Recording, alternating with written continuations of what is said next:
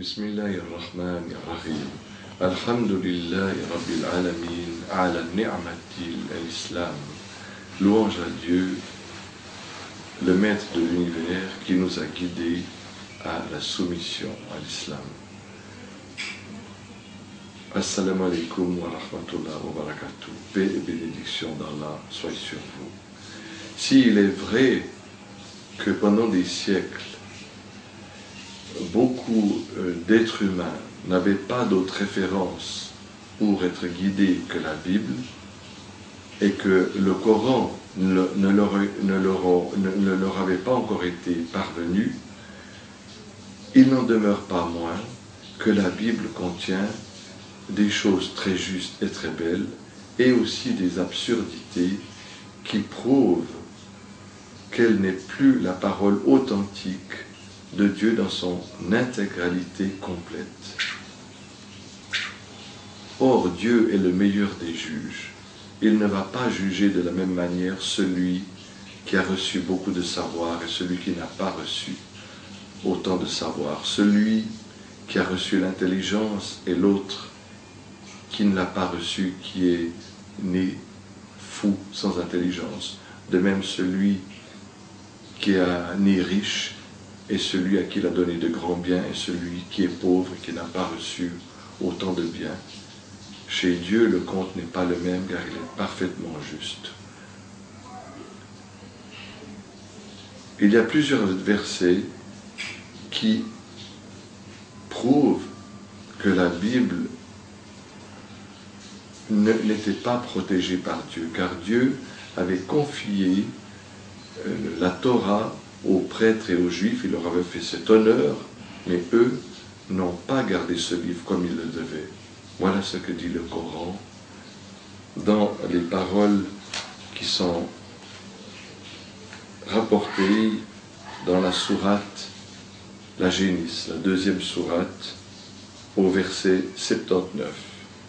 Dieu dit ceci: malheur à ceux qui écrivent le livre de leurs mains et disent ensuite ceci vient de Dieu, afin de l'échanger contre un prix infime. Malheur à eux pour ce que leurs mains ont écrit, et encore malheur à eux pour ce qu'ils ont obtenu en échange. Fin de citation.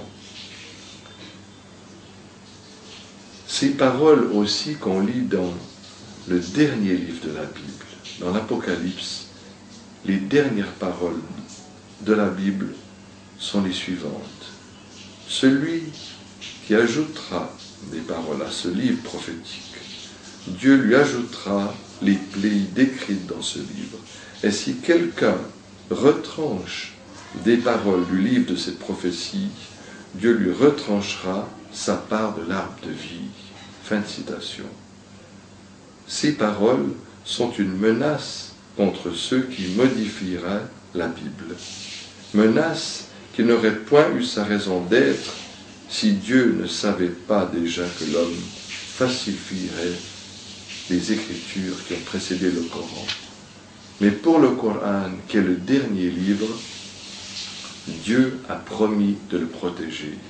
C'est lui qui a pris cette responsabilité et ne l'a pas confiée aux musulmans. Dans la sourate Al-Hijr, la sourate numéro 15, au verset 9, Dieu dit ceci: oui, c'est nous qui avons fait descendre le rappel, le Coran. Certes, oui, et c'est nous qui en sommes les gardiens. Fin de citation. Paul aussi, dans le livre des Galates, au chapitre 1, au verset 6, nous met en garde contre ceux qui suivraient un autre évangile que celui qu'il prêche, et lui-même dit: ne suivez pas ceux qui falsifient la parole de Dieu. Ce qui prouve que déjà à l'époque de Paul, il y avait des gens qui prêchaient un autre évangile que celui que Paul voulait prêcher et qui falsifiaient la parole de Dieu. Nous ne voulons pas nous moquer ou jeter la pierre à ceux qui, dans leur bonne foi, et j'étais de ceux-là, et leur ignorance, suivent encore la Bible en croyant que celle-ci est la parole de Dieu. Par contre, le pape actuel, Benoît XVI, qui est un grand théologien et qui connaît bien la Bible, et qui ose dire à Ratisbonne devant des étudiants que la religion chrétienne est la religion de la raison et que l'islam n'est pas la religion de la raison, celui-là mérite, à cause de son mensonge et de ce qu'il cache de la vérité, celui-ci mérite le menu qui lui est proposé dans la Bible. Or, vous allez trouver ce menu pour le repas de ce soir dans la Bible, dans la carte qui va suivre. À vous de choisir.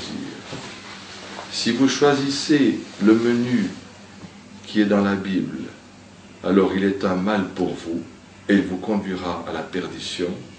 Mais si vous choisissez le Coran, le menu qui est cité dans le Coran, je peux vous dire que vous aurez le bonheur, vous aurez trouvé la vérité, et je vous souhaite un bon appétit.